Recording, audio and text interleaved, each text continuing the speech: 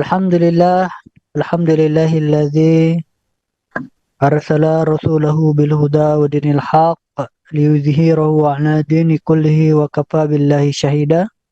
Asyhadu an la ilaha illallah wa asyhadu anna Muhammadar Rasulullah. Allahumma shalli ala Muhammad wa ala alihi wa sahbihi ajma'in. Saudara-saudara dan sahabat MK yang dimuliakan oleh Allah Subhanahu wa taala. Alhamdulillah pada kesempatan pagi hari ini yang sungguh sangat berbahagia sekali kita masih diberikan oleh Allah Subhanahu wa taala nikmat karunia sehingga kita masih bisa melanjutkan kehidupan kita di pagi hari ini. Ini sesuatu nikmat yang luar biasa. Kemudian tidak lupa juga kita sampaikan salawat kepada baginda Rasulullah Sallallahu Alaihi Wasallam. Mudah-mudahan kita umatnya yang senantiasa mendapatkan syafaat di yaumil qiyamah nanti, amin ya rabbal alamin. Baiklah sahabat-sahabat MK ataupun sahabat sekalian yang dimuliakan oleh Allah Subhanahu wa taala. Insyaallah pada pagi hari ini kita akan mengadakan kajian bersama pemateri kita, al-ustadz kita. Alhamdulillah beliau sudah hadir di tengah-tengah kita di pagi hari ini, yaitu kepada Ustadz Safria Muhammad. Tapi sebelum kita sapa beliau, mari kita buka kajian ini dengan baca lafaz basmalah. Bismillahirrahmanirrahim. Assalamualaikum Ustadz Safria.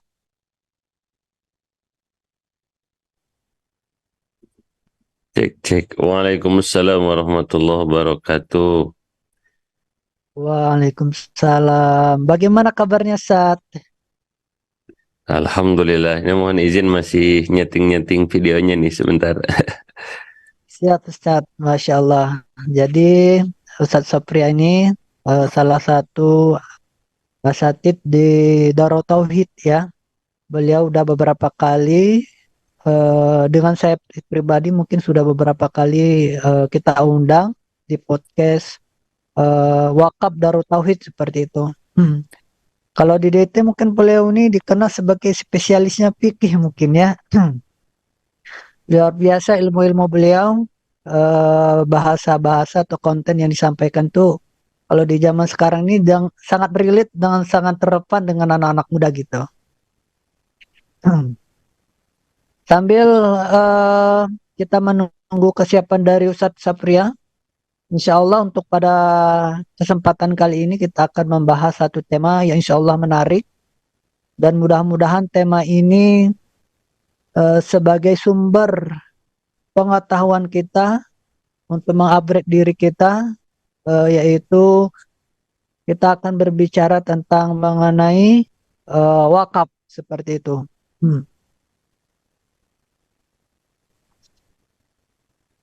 Ustaz, Siap. insya Allah sudah siap ya. Insya Allah. Jadi insya Allah kesempatan kali ini mungkin kalau di Darut Tauhid tema wakaf bukan sesuatu yang baru lagi. Sudah sering sekali kita kaji dan kita bahas. Tetapi untuk sahabat-sahabat yang di luar sana mungkin ini wakaf masih sesuatu yang belum banyak dikenal. Literasinya masih kurang banyak begitu ya. Mudah-mudahan pagi hari ini kita bisa memberikan pengetahuan lebih kepada publik, kepada masyarakat, terlebih khusus kaum muslimin pada umumnya mengenai wakaf seperti itu. Amin. Kalau secara arti definisi ini wakaf ini sebenarnya apa nih Ustaz? Ya, ini siap. Kalau bahasa sekarang barang ini apa ini wakaf ini gitu ya. Kepada Ustaz. Siap Kang Arga. Terima kasih. Bismillahirrahmanirrahim. Assalamualaikum warahmatullahi wabarakatuh. Waalaikumsalam warahmatullahi wabarakatuh. Bismillah, alhamdulillah, assalatu wassalamu ala rasulillahi wa ala alihi wa sahbihi wa mawala. Asyhadu an la ilaha illallah wahdahu la syarikalah Wa asyhadu anna sayyidana Muhammadan abduhu wa rasuluh alladzi la nabiyya ba'da wa la rasula ba'da hatta yaumal qiyamah. Allahumma salli wa sallim wa barik ala sayyidina Muhammadin wa ala alihi wa sahbihi ajma'in wa man tabi'ahum bi ihsanin ila yaumiddin, amma ba'du, fa ya ibadallah ittaqullaha haqqa tuqatihi wa la tamutunna illa wa antum muslimun. Faqala Allah ta'ala fi kitabihil karim wa huwa asdaqul qailin. A'udzu billahi minasy syaithanir rajim. Bismillahirrahmanirrahim. Wa dzakir fa inna dzikra tanfa'ul mu'minin. Wa qala aidan lan tanalul birra hatta tunfiqu mimma tuhibbun wa ma tunfiqu min syai'in fa innallaha bihi alim. Sadaqallahul adzim wa sadaqa rasuluhun nabiyil karim wa nahnu ala dzalika minasyahidin wa syakirin walhamdulillahi rabbil alamin. Alhamdulillahi rabbil alamin. Sahabat MK rahimakumullah, bersyukur kita kepada Allah Subhanahu wa taala di pagi hari ini, di pagi yang penuh dengan keberkahan, di pagi yang penuh dengan rahmat Allah, kita bisa dipertemukan wasilah. Kalau di sini kita via Zoom, Kang Arga ya. Alhamdulillah kita bisa berjumpa di udara, di radio ataupun di media sosial yang lainnya. Alhamdulillah dengan rahmat Allah, dengan kudrah daripada Allah, dengan kasih sayang daripada Allah. Semoga perjumpaan kita di pagi hari ini membawa kebaikan bagi kita. Baik kebaikan di dunia ataupun di akhirat, baik kebaikan bagi diri kita sendiri, keluarga, keturunan kita, ataupun bagi lingkungan kita. Karena Kang Arga, sahabat MK rahimakumullah, yang harus sering kita pertanyakan dalam keseharian kita itu adalah apa yang kita lakukan itu mengundang rahmatnya Allah atau mengundang terhadap murkanya Allah gitunya.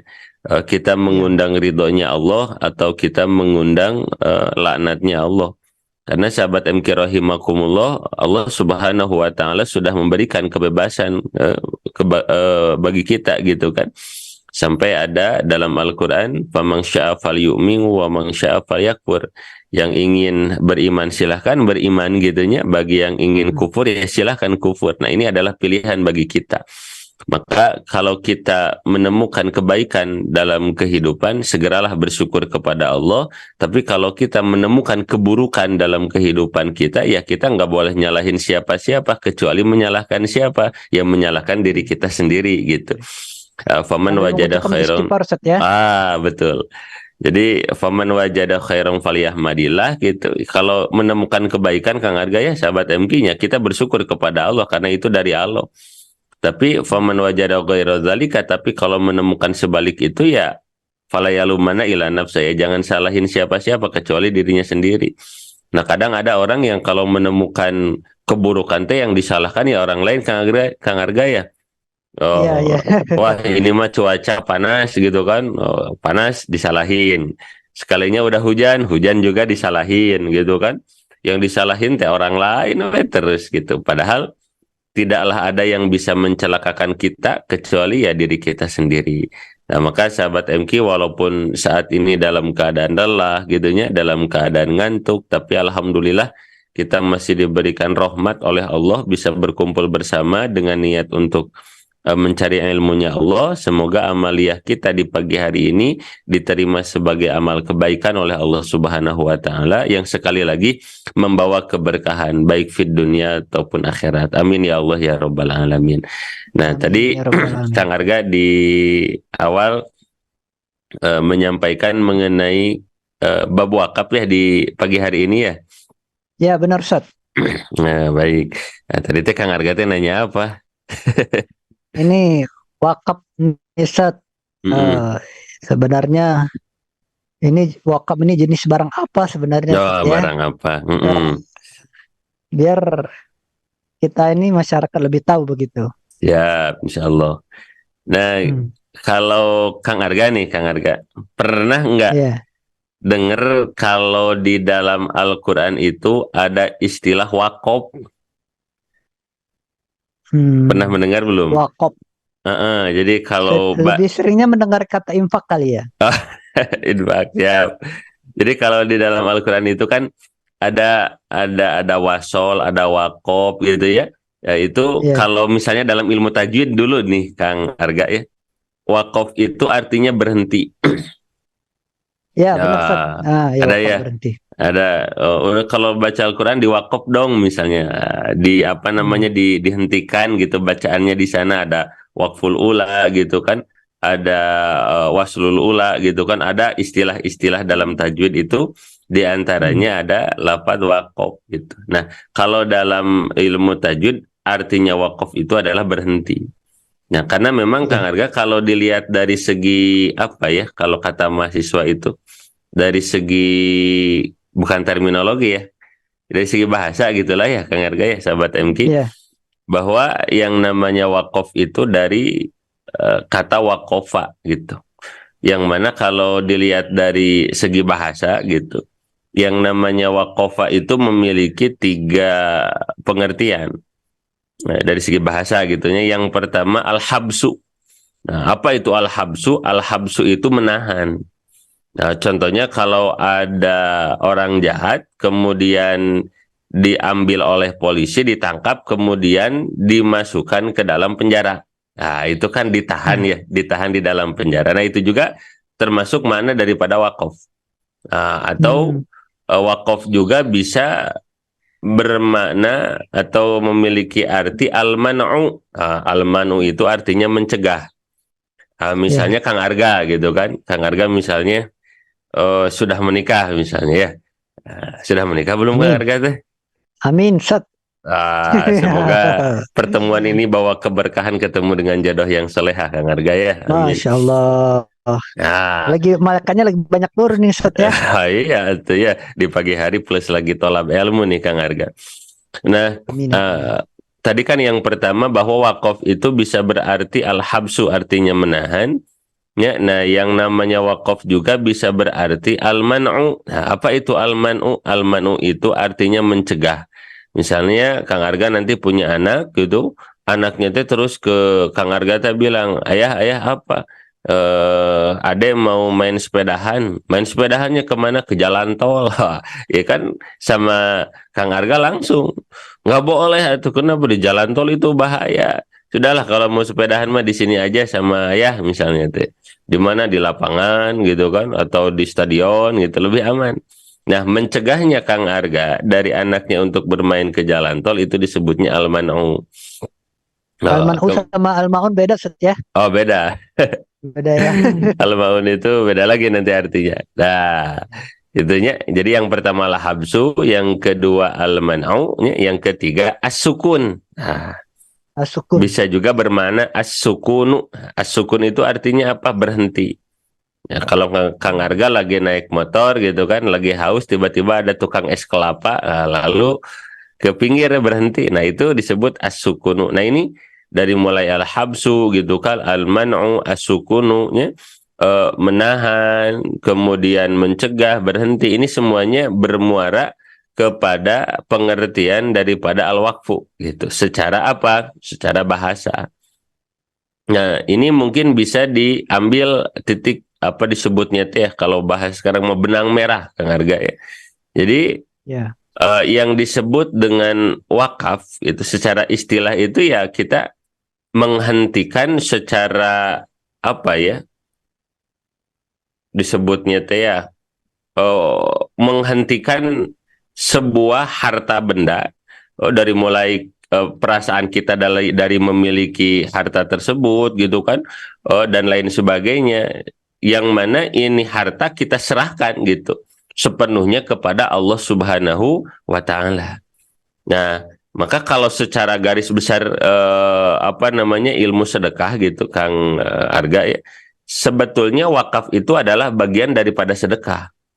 Jadi kan sedekah itu nanti Kang Arga ada yang sifatnya wajib, ada yang sifatnya sunnah. Nah, Ya. contoh yang sifatnya sunnah apa saja? Misalnya ya infak gitu kan kalau kita lagi Jumatan apa namanya, ada kenceleng kita masukin uang, itu infak sunnah gitu kan. Kemudian kalau ada pembukaan pembangunan masjid, kita berwakaf. Wakaf juga secara garis besar hukumnya adalah sunnah. Nah, ada juga sedekah yang hukumnya wajib, seperti nanti kalau Kang Arga sudah nikah, gitu kan, ngasih nafkah kepada istri jadi wajib gitu, kepada anak jadi wajib gitu kan, zakat fitrah gitu kan, zakat mal. Nah, itu adalah bagian daripada sodakoh seluruhnya. Hanya saja secara apa namanya, simpelnya gitu, bahwa wakaf itu adalah bagian daripada sedekah. Jadi wakaf itu adalah menyerahkan harta kita, kepemilikannya yang mungkin asalnya adalah milik kita, kita serahkan sepenuhnya kepada Allah Subhanahu wa Ta'ala. Seperti itu. Hanya nanti bedanya kalau apa namanya, sedekah gitu kan, itu kan bisa secara umum Kang Arga, apapun bisa dikeluarkan. Kang Arga punya uang 200 rupiah bisa disedekahkan. Kang Arga punya apa namanya, roti bisa disedekahkan gitu kan, makanan. Punya minuman bisa disedekahkan. Bahkan kalau dalam sedekah, senyuman pun bisa disedekahkan. Gitu. Tapi kan kalau wakaf nggak bisa. Saya mau mewakafkan senyuman untuk masjid gitu kan, nggak bisa. Kan ya. Tapi kan kalau sedekah bisa. Nah, kalau wakaf ini nanti hukum-hukumnya cenderung lebih khusus gitu. Tapi secara garis besar artinya wakaf itu adalah berhenti. Kita berhenti memiliki suatu harta, suatu benda gitu kan. Kemudian ini harta benda kita serahkan sepenuhnya kepada Allah untuk dipergunakan seluas-luasnya demi kemanfaatan umat. Nah, mungkin itu secara garis besar Kang Arga. Secara huruf sebenarnya wakaf ini menggunakan huruf qaf atau kafsat. Itu yang pertama. Yang kedua, ada nggak disebutkan dalam Al-Quran misalkan secara gamblang ya, ayat ataupun kata kalimat tentang wakaf di dalam Al-Quran secara langsung begitu? Kalau pakai kaf atau pakai kop, nah itu setahu saya pakai kop. Wau, kop, dan fa. Tapi di Indonesia jadi katanya wakaf gitu ya. Tapi sebetulnya mah wakaf, tapi nggak apa-apa. Karena kadang kalau sudah jadi apa namanya ya, diserap ke dalam bahasa Indonesia, memang kata-katanya ya sudah jadi milik orang Indonesia. Contoh gini Kang Arga. Pernah dengar gak gini, ketika ada seorang laki-laki misalnya ngajak salaman ke perempuan, tiba-tiba perempuan ini langsung bilang, ih mohon maaf bukan muhrim. Suka dengar gak gitu Kang Arga? Benar, sering-sering. Itu benar atau salah? Seharusnya kurang tepat ya. Kan itu sebetulnya salah gitu. Karena apa? Karena kalau dalam pengertian bahasa Arab artinya muhrim itu artinya orang yang sedang melakukan ibadah umroh, ya, yang sedang pakai kain ihram itu. Sedangkan yang tidak boleh apa disentuh itu harusnya bilangnya bukan mahram harusnya. Tapi kan yang bilang, ih mohon maaf kita makan bukan muhrim. Ya iyalah, kita kan lagi ada di Bandung, muhrimah harus ada di mana? Di Mekah kan gitu misalnya. Tapi karena sudah jadi bahasa Indonesia gitu ya, ya sudahlah biarkan saja. Ya, termasuk hak milik kita gitu. Nah, termasuk dari kata ini gitu. Sebetulnya mah wakaf harusnya mah. Tapi karena sudah jadi bahasa kita ya dibilang wakaf ya ora popo lah gitu, nggak jadi masalah. Tapi kalaupun nanti ditulis pakai bahasa Arabnya ya pakai kop gitu, waqafa. Itu yang pertama. Kemudian yang kedua, adapun kalau dari segi bahasa Al-Quran secara langsung gitu melafadzkan waqafa, saya pribadi belum menemukan. Karena ketika membaca literatur rata-rata ayat yang dibawakan itu ya yang di mukadimah tadi gitu. Yang yang di dalam surah Ali Imran nya ayat 92. Nah, di sana kalau kita membawa Al-Quran bisa dibuka surah Ali Imran ayat 92. A'udzubillahi minasyaitonir rajim. Lan tanalul birra hatta tunfiqu mimma tuhibbun. Jadi kamu sekali-kali tidak akan sampai kepada kebaikan yang sempurna sebelum kamu menafkahkan sebagian harta yang kamu cintai. Nah, ini tunfiqu mimma tuhibbun ini adalah salah satu yang ada di dalamnya itu adalah berwakaf. Karena kan rata-rata kalau wakaf itu sesuatu yang sifatnya itu tidak seperti sedekah yang tadi saya sampaikan. Yang makanan bisa kita sedekahkan, bahkan senyuman pun kita bisa sedekahkan. Tapi kan kalau dalam wakaf itu sifatnya itu salah satu syarat daripada barang yang kita wakafkan itu sifatnya itu sesuatu yang tetap. Nah, sesuatu yang kekal, sesuatu yang manfaatnya itu panjang. Ya. Seperti apa? Seperti kita mewakafkan misalnya bahan bangunan gitu kan. Kang Arga dengar tetangganya lagi buat musola misalnya tuh di pelosok sana gitu. Lalu kata Kang Arga, udah saya mau wakafin semen. Pokoknya mah masjid itu semennya jangan dari orang lain, sudah dari Kang Arga semua, ngirimin semen 1 truk Kang Arga teh. Itu kan mewakafkan 1 truk semen, itu kan bukan 1.000-2.000 ya Kang Arga ya. Itu bisa puluhan juta itu. Maka di antara katanya kalau ingin tahu sedekah kita wakaf kita itu hebat atau tidak sebenarnya, wakaf kita itu luar biasa atau tidak sebenarnya, itu di antara indikatornya itu adalah deg-degannya kita Kang Arga. Jadi semakin deg-degan ngeluarin wakaf itu semakin mantap itu. Karena kan kalau kurang deg-degan itu beda juga nanti keutamaannya. Nah, jadi bukan dari jumlah uang. Jadi contohlah Kang Arga, kalau diibaratkan lebih bagus mana mewakafkan semen yang harga, misalnya wakaf semen nih, atau wakaf pasir gitu kan, atau wakaf apalah gitu. Kita kalau misalnya dikeuangkan, dikonversi ke uang, mana yang lebih mantap nih? Misalnya sedekah uang 10.000 atau sedekah uang 1 juta. Mana yang lebih mantap Kang Arga kira-kira nih? 1 juta Sat. Kan yang lebih mantap 1 juta. Tapi ternyata itu tergantung deg-degan. Tergantung deg-degan gimana nih Kang Arga, misalnya orang yang sedekah 1 juta itu keluar dari orang yang uangnya itu triliunan rupiah. Kalau Kang Arga misalnya sekarang punya uang 10 triliun lalu mengeluarkan sedekah 1 juta, deg-degan nggak Kang Arga? Enggak Sat. Enggak, ada uang Kang Arganya banyak. Kan? Tapi kalau ada orang gitu kan, ada orang uang di dompetnya, uang di ATM-nya hanya tinggal 20.000. Lalu dia sedekah 10.000. Itu deg-degan yang mana tuh? Yang 1 juta atau yang 10.000 Kang Arga?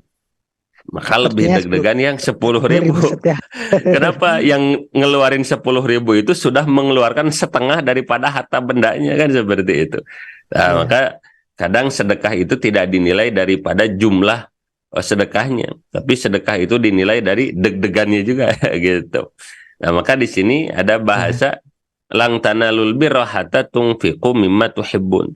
Jadi di antara ciri kesempurnaan seseorang itu adalah ketika seseorang itu bisa menginfakannya, bisa mengeluarkan sesuatu yang benar-benar ia cintai untuk Allah Subhanahu wa Ta'ala. Nah, maka ini di antara salah satu ayat yang di sana ini itu mencakup di antaranya mengenai sedekah, infak, wakaf. Tapi sejauh yang saya pelajari, kalau lafadz waqafa gitu belum saya temukan di dalam Al-Quran. Nah, mungkin dari sahabat-sahabat yang hadir nanti kalau ada yang sudah menemukan bisa sharing. Tapi sepanjang pengetahuan saya belum ada gitu Kang Arga. Ya, Sat.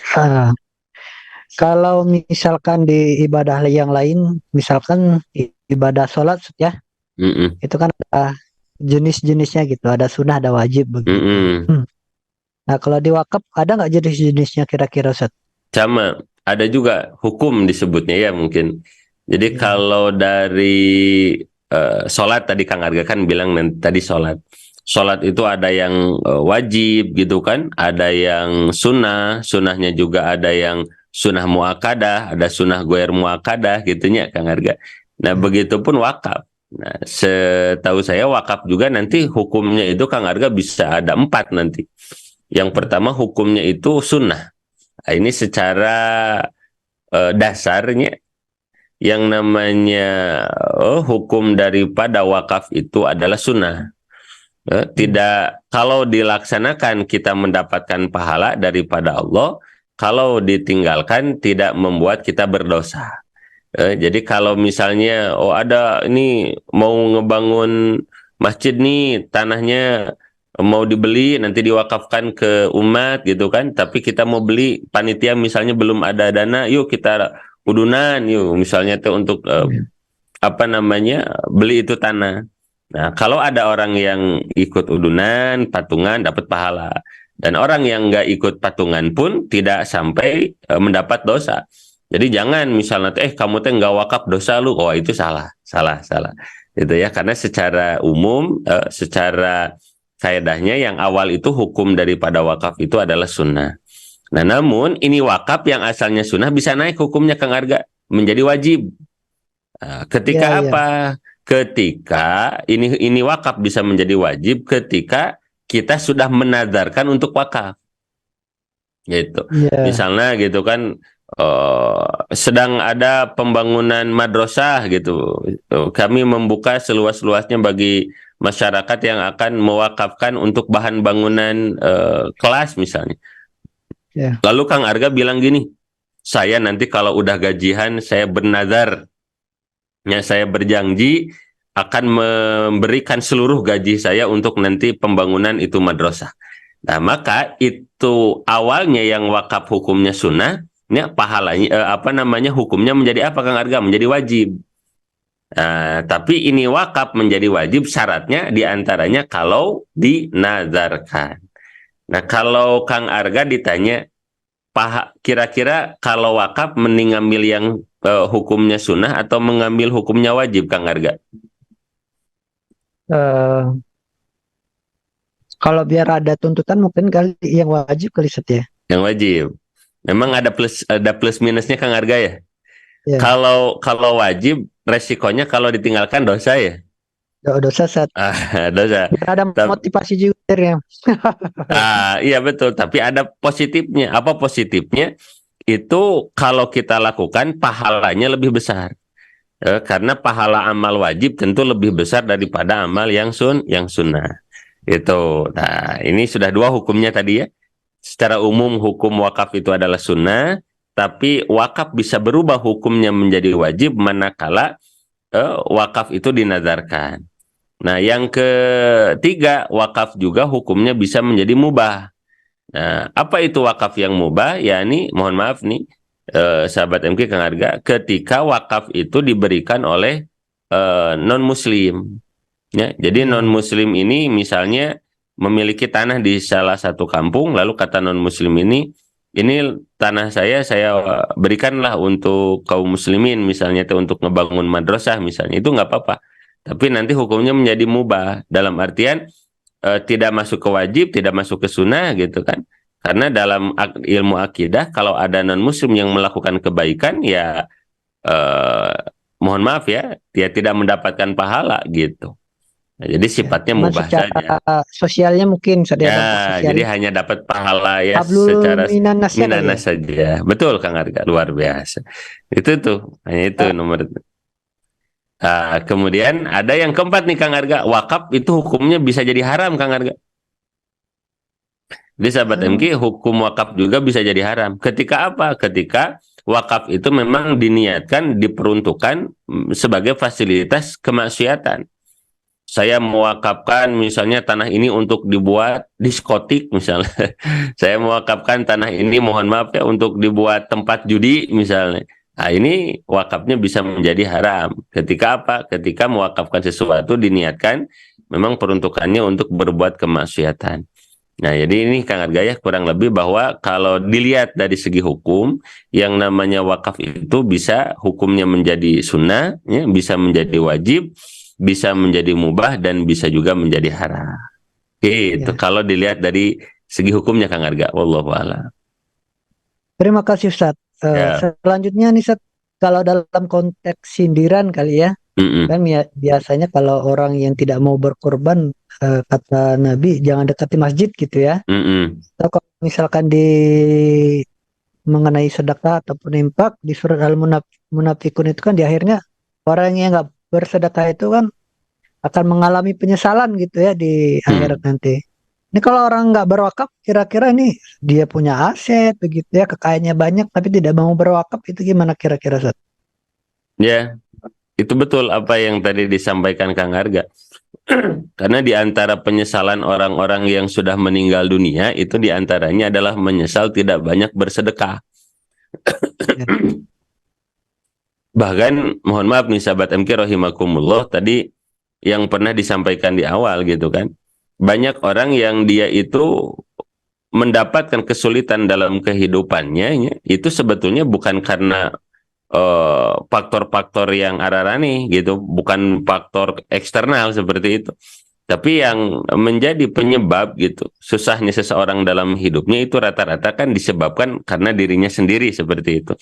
Nah, apa yang menyebabkan seseorang itu kok rezeki serasa susah gitu kan, nyari penghasilan serasa banyak kesulitan. Nah, itu diantaranya tadi yang disampaikan oleh Kang Arga, boleh jadi karena pelitnya orang tersebut, susahnya orang tersebut dalam mengeluarkan infak sedekah. Nah, kan wakaf itu diantara bagian daripada sedekah sebetulnya. Itu. Maka mohon maaf nih sahabat MK rahimakumullah, ketika ada orang yang dia itu mengalami kesulitan, ya, baik kesulitan nyari pekerjaan, mencari nafkah untuk keluarganya, nah maka di antara hal yang harus dievaluasi adalah, oh iya ya, mungkin saya ini berat mengeluarkan wakaf, oh mungkin berat ya saya mengeluarkan infak, mungkin berat saya mengeluarkan sedekah. Sedangkan sudah sering disampaikan oleh para alimil ulama gitu kan, oleh guru-guru kita, bahwa ketika seseorang menginfakkan hartanya, mensedekahkan hartanya, mewakafkan hartanya di jalan Allah, maka ini kan keutamanya luar biasa. Dari mulai ditolak bala, diluaskan rezeki, diberikan sakinah mawadah warohmah gitu. Nah, oleh Kangjeng Nabi kita diberikan motivasi yang luar biasa, tapi tetap tidak mau mengeluarkan harta di jalan Allah gitu kan. Ya, maka kalau tidak mendapatkan kebaikan, ya sekali lagi, wala yalumana ila nafsah, jangan menyalahkan siapapun kecuali dirinya sendiri.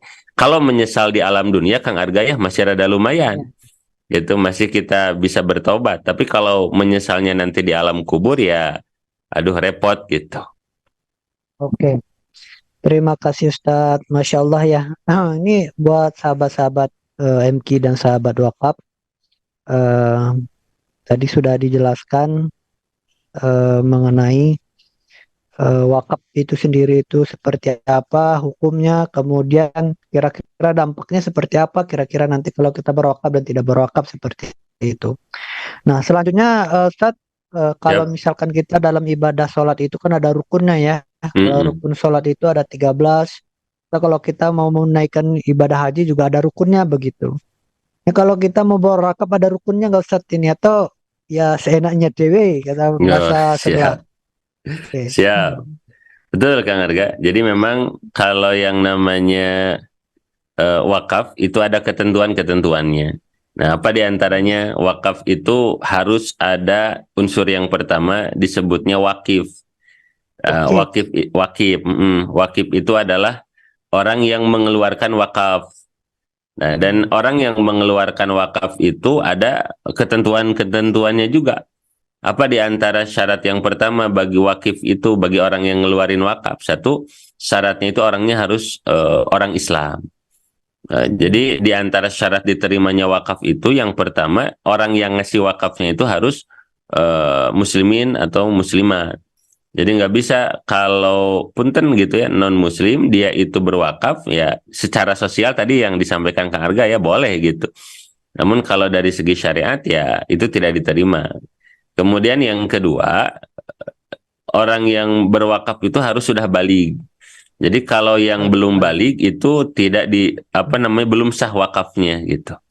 Nah, kemudian yang ketiga, syarat daripada wakif ya, wakif itu adalah orang yang berwakaf itu, syarat yang ketiga adalah berakal. Jadi kalau ada orang yang ODGJ ya, tidak boleh nyebut gila sekarang Kang Arga ya. Kalau ODGJ gitu ya, tuh udah jadi repot bahasa aja. Ya, jadi kalau orang yang tidak berakal, orang gila atau orang yang ada gangguan, mohon maaf daripada akalnya, maka itu tidak sah berwakafnya. Kemudian syarat selanjutnya orang itu merdeka, kemudian wakafnya tidak terpaksa. Nah, maka itu ketentuan yang pertama daripada wakif unsur satu. Nah, satu Kang Arga ya, wakif. Yang kedua adalah mauquf alaih. Apa itu mauquf alaih? Itu adalah yang menerima daripada wakaf, yang menerima daripada wakaf. Ini juga kadang disebutnya nazir gitu. Jadi satu tadi ada orang yang ngasihnya gitu kan, dan yang kedua adalah orang yang menerima, disebutnya itu mauquf alaih. Orang yang menerima wakaf itu tidak jauh beda dengan syarat daripada wakif, harus muslim misalnya, balik, berakal gitu. Dan ada tambahan, tidak boleh menggunakan itu wakaf dikelola dengan cara maksiat. Jadi harus sesuai dengan ketentuannya. Jadi memang para pengelola wakaf ini amanahnya besar, Kang Arga. Karena kalau seandainya itu wakaf dikelola dengan sesuatu yang tidak sesuai dengan apa yang disyariatkan, maka beban dunia akhirat itu. Nah, itu yang kedua, mauquf alaih. Nah, kemudian yang mauquf alaih. Yaitu kalau secara spesifikasinya sama nggak kayak penerima zakat yang 8 harus miskin, fakir, begitu ya, atau mualaf atau lagi itu yang disebut dengan itu kan yang menerima manfaat zakat ya ini ya. Ini mah yang yang menerima titipannya.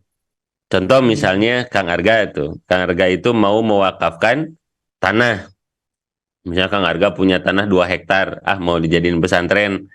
Nah, itu kan tanahnya sama Kang Arga mau diapain? Mau diwakafin ya? Nah, Kang Arga ini wakaf ini dititipinnya ke siapa? Misalnya dititipinnya ke lembaga wakaf Darut Tauhid. Nah, ini lembaga wakaf Darut Tauhid disebutnya adalah mauquf alaih, disebutnya nazir gitu, yang disebut menerima wakaf teh. Tidak seperti yang tadi kata Kang Argama yang 8 asnaf ya. Nah, itu mah 8 asnaf mah yang menerima daripada manfaat zakat. Nah, kalau ini mah yang menerima titipan daripada wakaf kita gitu. Nah, tapi kalau wakaf manfaatnya tidak dibatasi.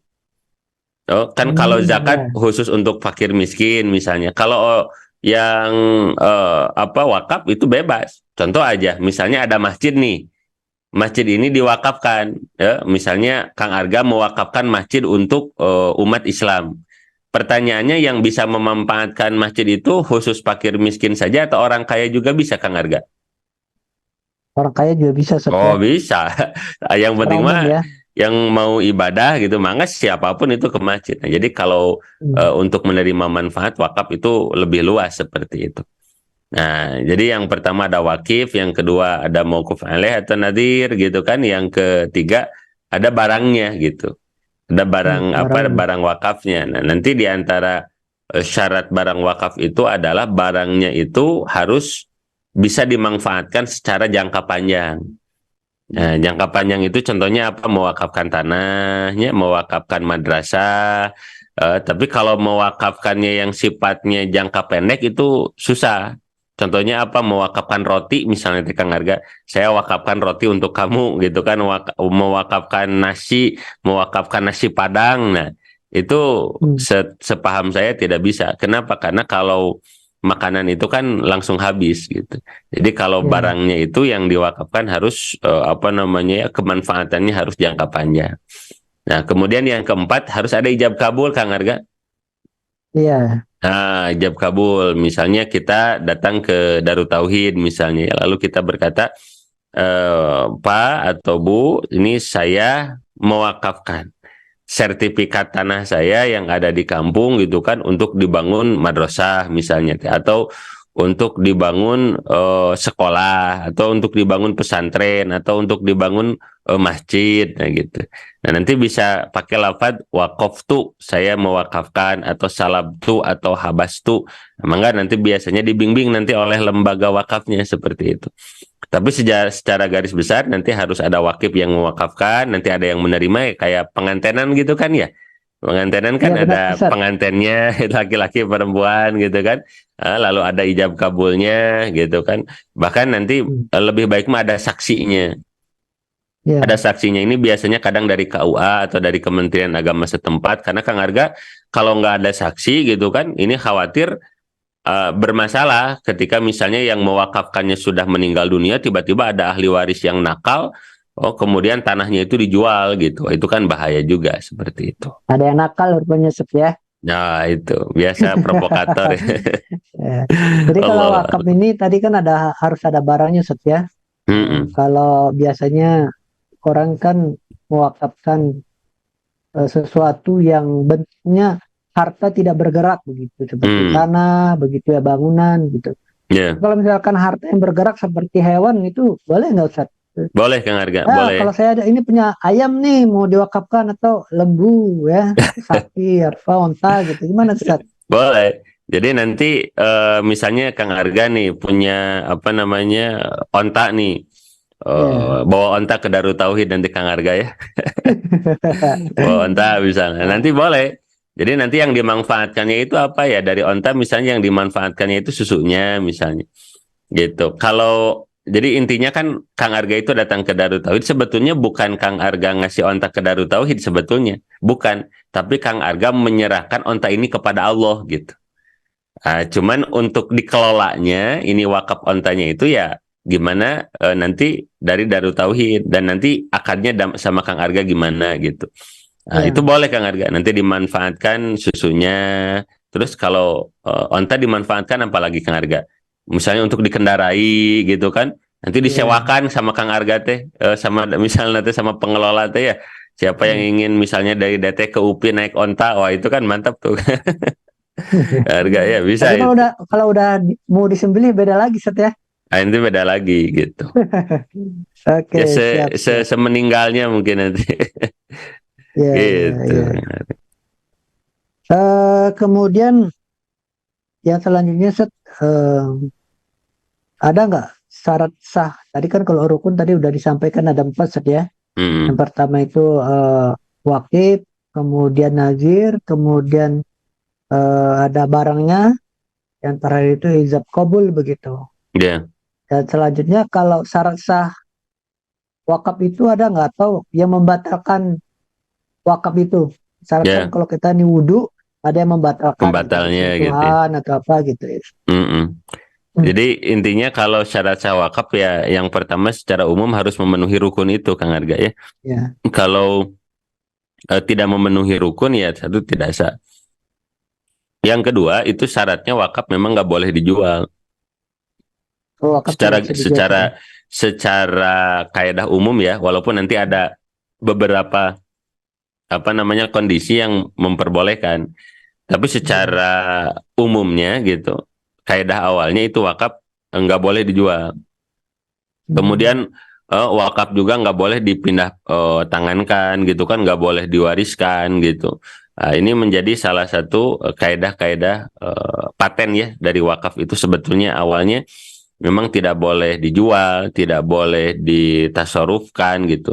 Tapi ada nanti untuk khusus untuk poin tidak boleh dijual gitu kan, ada apa namanya ya kondisi-kondisi tertentu yang mungkin memperbolehkan. Tapi secara garis umum tadi Kang Arga ya, satu harus memenuhi rukunnya, yang kedua barang wakafnya nggak boleh dijual seperti itu, karena memang kan sudah milik Allah gitu. Kalau sudah milik Allah ya, jadi ini punya siapa kan gitu kan, sedangkan ngejual itu kan harus barang milik kita untuk dijual, sedangkan ini kan sudah jadi barang milik Allah kan gitu. Oke, siap. Terakhir Ustaz, ini 15 menit terakhir sebelum kita buka sesi tanya jawab untuk para pendengar sejati kita. Masya Allah. Kalau dalam wakaf itu kan untuk secara penggunaannya ada secara waktunya, mungkin ada yang permanen atau mungkin ada cuma hanya beberapa waktu, tahun, 2 tahun, 5 tahun begitu ya. Itu seperti apa kira-kira Ustaz? Atau kalau serahkan ya udah ini jadi milik Allah, udah nggak bisa lagi di ini gitu. Betul. Jadi memang sebetulnya mah baiknya mah gitu, kalau wakaf teh jangan dibatasi sebetulnya Kang Arga ya. Udah kasih semua itu kan wakaf untuk umat gitu kan, sampai tidak ada batasan waktu seperti kalau di sana itu ada sumur yang diwakafkan oleh Sayyidina Utsman, kan itu nggak ada batasan waktunya, sampai sekarang kan masih ada misalnya. Nah, maka Kang Arga, sahabat MQ, nanti kalau tentang batasan waktu itu memang nanti kembalinya ke akad. Nah, nanti kan misalnya kalau Kang Arga mau mewakafkan misalnya itu tanah gitu. Nah, nanti tergantung Kang Arga ini ketika mewakafkan tanah akadnya mu'abbad atau mu'aqad. Nah, apa bedanya mu'abbad atau dengan mu'aqad? Kalau mu'abbad itu ya selamanya gitu. Sampai nanti hari kiamat gitu, sampai alam dunia ini hancur gitu Kang Arga ya. Tapi ada juga kalau dalam jenis wakaf itu disebutnya wakaf mu'aqad. Nah, apa itu wakaf mu'aqad? Ya ini dibatasi waktunya teh.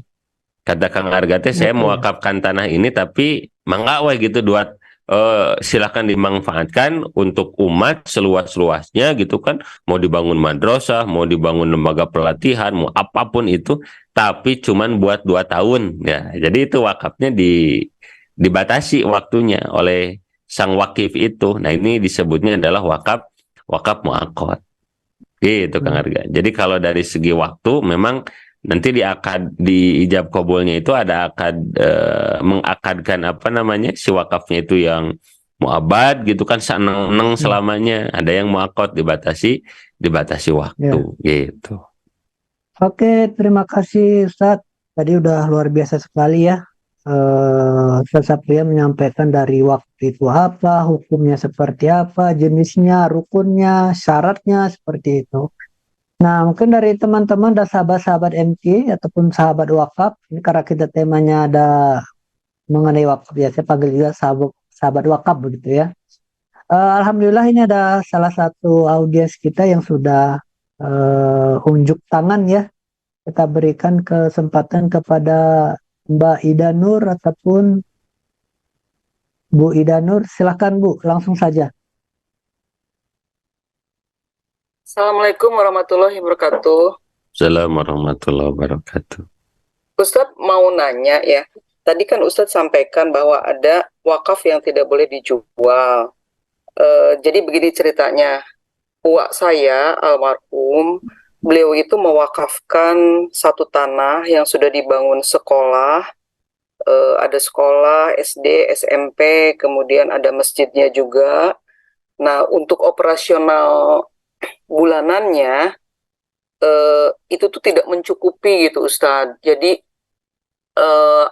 selama ini ada satu rumah lagi, bukan satu rumah itu untuk menunjang operasional dari sekolah tersebut, karena sekolah tersebut didirikan di daerah yang memang penduduknya masih kurang, jadi banyak sekali murid-murid yang dibebaskan untuk biaya sekolahnya.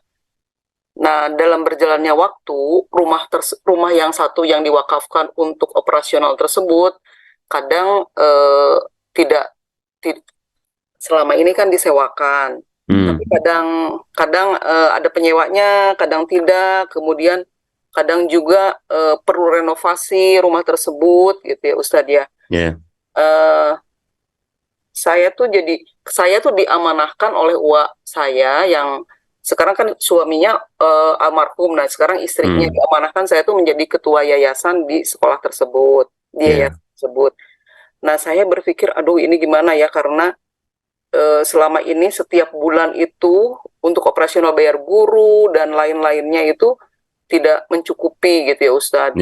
Apakah boleh tidak ya si rumah yang untuk operasional, menunjang operasional itu dijual, tapi si dana tersebut tetap untuk untuk dana abadi untuk yayasan tersebut gitu Ustadz. Itu mungkin yang saya ingin tanyakan. Terima kasih, jazakallah khair. Terima kasih Bu Ida. Langsung saja Kang Arga ya. Ya, mangga Ustaz. Jadi sahabat-sahabat rahimakumullah, yang pertama yang saya pahami, selama itu barang wakaf masih masih layak untuk dipakai, satu. Kemudian ini barang wakaf masih bisa dimanfaatkan walaupun sedikit, ya, maka kaedahnya tidak boleh barang wakaf itu diperjualbelikan. Ya, karena bolehnya nanti si barang wakaf itu diperjualbelikan manakala barang wakaf itu sudah benar-benar dalam ini yang digarisbawahi di bold itu benar-benar tidak bisa dipergunakan lagi. Nah, bahkan ini apa ya, sampelnya gitu, contoh kasusnya itu misalnya ada sebuah bangunan ini mau dijual gitu. Tapi ini rumah itu masih bisa dipakai berteduh, rumah ini bahkan masih bisa dimanfaatkan oleh umat, ini nggak boleh. Nah, kapan misalnya boleh dijual? Ketika rumah ini misalnya sudah lapuk, sudah akan hancur, tidak ada siapapun yang berani duduk di sana. Nah, kalau dalam istilah perundang-undangan wakaf disebutnya tukar guling. Nah, misalnya ini si tanahnya, si rumahnya dijual, kemudian uang daripada tanah ini gitu kan ditempelkan, maksudnya ditempelkan, misalnya dibelikan lagi bahan bangunan dan dibangunkan lagi wakaf rumah yang lain gitu, yang mana sifatnya itu juga wakaf. Karena nanti kalau misalnya akan menjual barang wakaf, tadi kan syaratnya barang wakaf ini satu sudah benar-benar tidak bisa digunakan, dan yang kedua fungsinya harus sama. Jadi kalau awalnya misalnya yang dijual itu adalah rumah, ya maka harus dibangunnya nanti rumah lagi. Kalau yang dijualnya itu madrasah misalnya, karena madrasah ini misalnya sudah akan hancur gitu kan, dan di tempat itu sudah tidak ada penghuninya gitu, kemudian dijual nih si tanah dan bangunannya gitu. Nah, kemudian ketika dijual, maka uangnya itu harus dijadikan lagi sesuai fungsi awal. Ya, misalnya mohon maaf gitu kan, awalnya misalnya di sebuah daerah di Bandung misalnya, ada yang mewakafkan madrasah beserta tanahnya. Nah, tapi tiba-tiba madrasah dan tanah yang ada di Bandung yang di sebuah kampung itu, misalnya naudzubillah kampung itu terkena banjir bandang, atau terkena misalnya itu musibah daripada Gunung Tangkuban Perahu, sampai si perkampungan itu sepi, tidak ada penghuninya, dan kemudian bangunan madrasahnya juga hancur. Nah, ini baru misalnya boleh dijual aja misalnya untuk dijual ke petani untuk ditanami sayuran misalnya. Nah, kemudian uang daripada hasil penjualan madrasah itu wajib hukumnya dibangunkan kembali sebagai madrasah.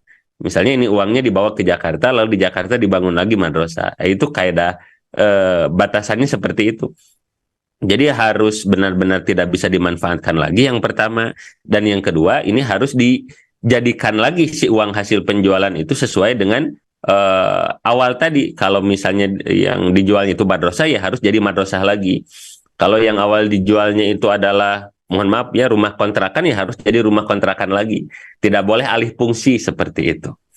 Nah, kemudian yang terakhir, ini mohon maaf, ada sebuah kisah nih sahabat MK rahimakumullah. Ada sebuah pesantren gitu, yang mana ini pesantren mengalami masalah ekonomi. Ini kisah nyata.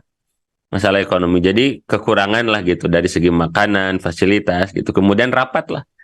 Rapat bagian keuangan, rapat manajemen.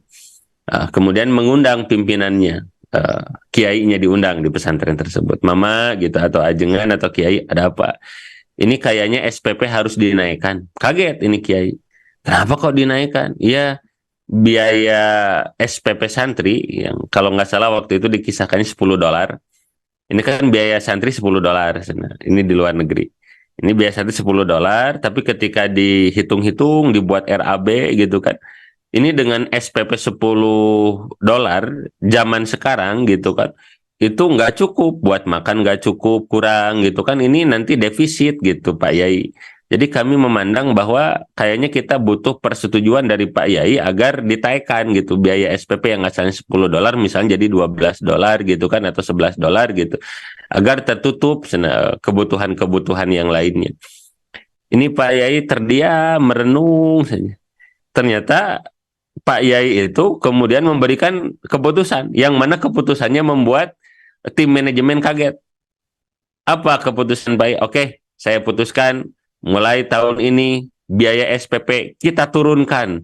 Itu kaget manajemen. Hah, Pak Yai, $10 aja ini nggak cukup, kan kita mintanya ditaikkan. Ini kok Pak Yai malah diturunkan? Udah saja, turunkan saja.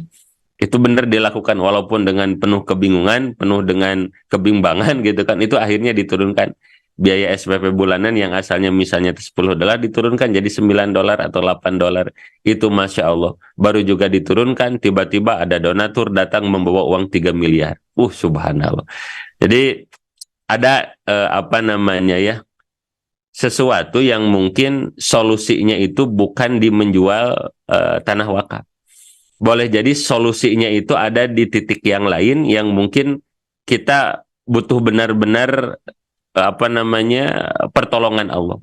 Jadi kadang pertolongan Allah itu berada di titik yang min ghairi layah tasib. Kayak tadi ini sahabat MQ ya, ada apa namanya ya, sebuah sekolah pesantren yang dalam apa namanya ya, proses diskusinya menurut akal gitu kan, menurut pertimbangannya itu ya solusinya agar ekonominya maju lagi harus ditaikkan gitu kan, ditingkatkan itu biaya SPP-nya.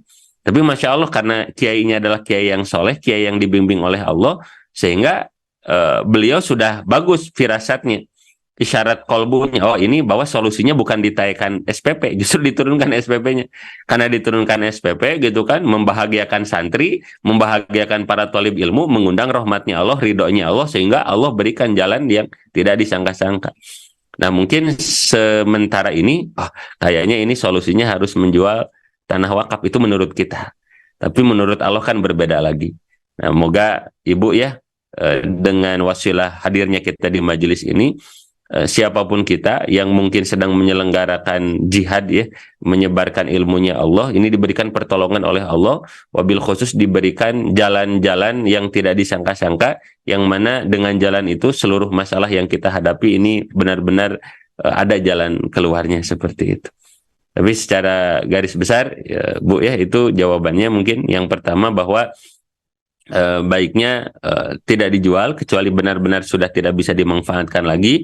Kemudian yang kedua, bila pun sudah terdesak, tidak bisa dimanfaatkan gitu kan, ada kedaruratan yang benar-benar darurat gitu dan sudah dikonsultasikan ke pihak nadir yang berpengalaman dan memang harus dijual, maka tetap yang kedua batasannya harus diperuntukkan lagi sebagaimana awal wakaf itu. Kalau awalnya adalah rumah ya harus dibangunkan rumah lagi, awalnya madrasah harus dibangunkan madrasah lagi, tidak bisa dialih fungsikan. Kemudian yang ketiga, boleh jadi nanti ada sumber pertolongan Allah yang mungkin belum kita temukan. Nah, mungkin sudah waktunya kita bersama-sama saling mendoakan nih sahabat MQ ya. Semoga siapapun di antara kita yang mungkin sedang menghadapi kesulitan, semoga diberikan jalan keluar dengan cara Allah. Amin ya Allah ya rabbal alamin. Mungkin itu Kang Arga, wallahu a'lam bishawab. Alhamdulillah, terima kasih Ustaz. Ini sebenarnya pertanyaannya ada banyak Ustaz ya. Oh, cuman mudah-mudahan Ustaz bisa meringkas jawabannya, karena kita kata adminnya nggak boleh lebih dari 5 menit ini. Tapi ini ada beberapa pertanyaan. Yang pertama Ustaz, kalau ada tanah atau bentuk bangunan yang terindikasi wakaf, namun tidak termasuk ke dalam 4 rukun yang tadi tidak terpenuhi, nah itu seperti apa kira-kira? Apakah nanti ada saksi, tidak ada saksi ataupun hal yang melegalkan? Itu yang pertama. Yeah. Baik. Yang kedua, arti wakaf tidak boleh diwariskan itu seperti apa kira-kira Ustaz? Yep. Wakaf yang tidak boleh diwariskan itu seperti apa? Nah, kemudian yang ketiga, nanti mudah-mudahan bisa diringkas ya jawabannya. Yeah. Bila tanah wakaf diperuntukkan untuk masjid dan sebagiannya untuk hunian pengurus masjid, tetapi pengurus yang pertama diamanahi sudah meninggal puluhan tahun. Sekarang sekitar masjid sudah penuh dengan pemukiman sanak keluarganya. Bagaimana itu hukumnya, Ustaz? Apakah masih diperbolehkan diwakafkan atau tidak? Kemudian yang terakhir, Ustaz, apakah wakaf itu diatasnamakan untuk orang tua saya, untuk orang kita yang sudah wafat, sehingga pahalanya mengalir ke orang tua gitu. Baik. Yang pertama tentang saksi ya. Setahu saya saksi memang saksi bukan rukun. Jadi saksi itu nanti untuk menjaga daripada tadi teh ada oknum-oknum yang nakal gitu. Jadi kan kalau tanah wakaf tidak ada saksi, tidak ada legal formalitas, nanti khawatir malah diperjualbelikan oleh ahli warisnya seperti itu. Apalagi kalau tanahnya memang luas gitu kan. Itu kalau tidak dilegalkan berbahaya. Tapi asal nanti ada wakif, ada mauquf alaih, ada barangnya, kemudian ada ijab kabul, maka sudah sah itu. Walaupun memang tidak ada yang tidak menghadirkan saksi misalnya dari pihak KUA ataupun dari Kementerian Agama gitu. Jadi fungsi daripada saksi tersebut hakikatnya adalah menjaga wakaf tersebut. Nah itu yang pertama, wallahu a'lam bishawab. Jadi kalau kemudian, kurang dari 4 itu nggak sah wakafnya ya? Karena contoh kalau kurang dari 4 nggak masuk akal Kang Arga. Misalnya teh barangnya ada, yang menerimanya ada, ijab kabulnya ada, tapi yang mewakafkannya nggak tahu siapa, nggak ada misalnya teh. Nah, itu kan jadi rancu nanti. Tapi dan insya Allah kalau wakaf itu rata-rata ya akan mencakup ini minimal ini. Kayak nikah Kang Arga, mungkin nggak ada calon ada pengantin laki-laki, pengantin perempuan nggak ada. Itu kan nggak mungkin ya. Itu. Tapi tadi saya lihat bahwa di pertanyaan pertama itu cenderungnya ke saksi sih. Nah, jadi nggak apa-apa gitu. Nah, kemudian yang kedua tadi ya tentang tanah wakaf diperuntukkan untuk masjid dan sebagian untuk hunian pengurus masjid gitunya. Tetapi pengurus yang pertama diamanai sudah meninggal. Nah, ini kan disegat akadnya itu ketika mewakafkannya itu kalau memang ada akad untuk masjid dan pengurus masjid, ada pengurus masjid di sana kan bebas berarti. Yang penting mah pengurus mau pengurus generasi kedua, mau pengurus generasi kedua, ketiga terus gitu kan berarti boleh. Nah, hanya saja paling nanti batasannya bagaimana dengan keluarga daripada pengurus masjid. Misalnya ada DKM sama keluarga DKM kan, kalau kadang keluarga DKM nggak ikut ngurus masjid. Nah ini yang mungkin yang harus dikaji ulang gitu, karena khawatir memang hanya khusus untuk pengurus masjid, berarti kan yang nggak ngurus masjid berarti nggak boleh gitu. Ini menjadi catatannya. Nah, kemudian untuk wakaf atas nama orang tua, pahalanya ngalir ke orang tua tentu. Maka di antara pengertian seluruh amal ibadah itu terputus tadi, kecuali yang 3 diantaranya amal jariah, itu diantaranya adalah pengertian daripada wakaf. Nah maka baiknya mah kalau kita akan berwakaflah atas nama orang tua, karena nanti pahalanya ke orang tua dan kita pun yang mewakafkan insya Allah nanti akan dapat gitu. Kemudian apalagi harga sudah ya? Sebenarnya ada beberapa lagi Ustaz, cuman waktu kita terbatas. Sudah habis ya, Masya Allah. Begitu ya. Siap. Mungkin di akhir 1 menit ini minta tolong mungkin kesimpulan. Kesimpulannya mungkin bisa ditutup dengan keutamaan wakaf dan apa sih perbedaannya dengan sedekah gitu. Gitu Ustadz. Bagi sahabat-sahabat yang belum terjawab pertanyaannya, nanti bisa silahkan nanti di follow Instagramnya Ustadz Sapria ya. Masya Allah. Sapria Muhammad, nanti bisa konsultasi sama beliau. Insya Allah beliau pas respon lah kalau amin. Halo Ustadz. Baik, terima kasih Kang Arga. Sahabat MK rahimakumullah, ibu bapak hadirin wal hadirat rahimakumullah. Semoga Allah Subhanahu wa taala di pagi hari yang penuh dengan keberkahan ini memberikan kepada kita rezeki yang berlimpah, rezeki yang berkah. Kemudian kita juga diberikan kelembutan hati, diberikan taufik hidayah oleh Allah, sehingga kita benar-benar bisa mempersiapkan masa depan kita di akhirat. Karena di antara orang yang paling beruntung adalah dia yang bisa mempersiapkan masa depannya, di antaranya adalah dengan berwakaf sebanyak-banyaknya. Mari sahabat MK rahimakumullah, kita persiapkan masa depan gemilang ya, baik di alam dunia ataupun di akhirat kita, di antaranya dengan gemar bersedekah, gemar berinfak, gemar berwakaf. Dan yang kedua, mari kita bahagiakan orang tua kita, khususnya yang sudah meninggal dunia, dengan wakaf terbaik kita. Karena insya Allah sahabat MK ya, kalau kita menyayangi orang tua kita, baik dengan doa terbaik kita kita, dengan wakaf, dengan sedekah kita, maka insya Allah anak keturunan kita juga akan seperti itu kepada kita. Karena khawatir sahabat MQ ya, kalau kita itu abai ke orang tua gitu kan, tidak memperdulikan orang tua, maka khawatir anak kita pun kelak akan seperti itu. Kenapa? Karena apa yang kita lakukan kepada orang tua akan dilakukan oleh anak kita kepada kita. Nah, gitu sahabat MQ. Bismillah, kita niatkan menggapai ridha Allah diantaranya dengan berwakaf, dan kita niatkan berbakti kepada kedua orang tua diantaranya dengan wakaf. Masya Allah. Semoga sahabat MQ, kita yang hadir semuanya mendapatkan limpahan barokah rahmat Allah Subhanahu wa Ta'ala. Amin ya Allah ya Rabbal Alamin. Kang Arga, sahabat MQ, terutama sahabat-sahabat yang hadir di majelis Jum ini, saya mohon maaf atas segala kesalahan dan kekhilafan. Semoga ada manfaatnya. Wallahu a'lam bishawab. Assalamualaikum warahmatullahi wabarakatuh. Waalaikumsalam warahmatullahi wabarakatuh. Terima kasih, syukran kasiron Ustaz Sapria Muhammad atas ilmunya yang begitu luar biasa. Dan terima kasih juga untuk sahabat-sahabat MQ dan sahabat wakaf yang sudah mengikuti kajian pagi hari ini. Mudah-mudahan bisa bermanfaat juga. Amin. Mudah-mudahan kita bisa bertemu di sesi berikutnya dengan Ustaz Sapria dan saya sebagai moderator. Saya mohon undur diri. Mohon maaf segala kekurangan.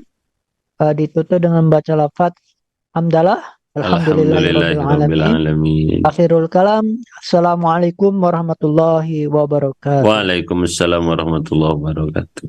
Subhanakallah. Ya, siap. Nuhun.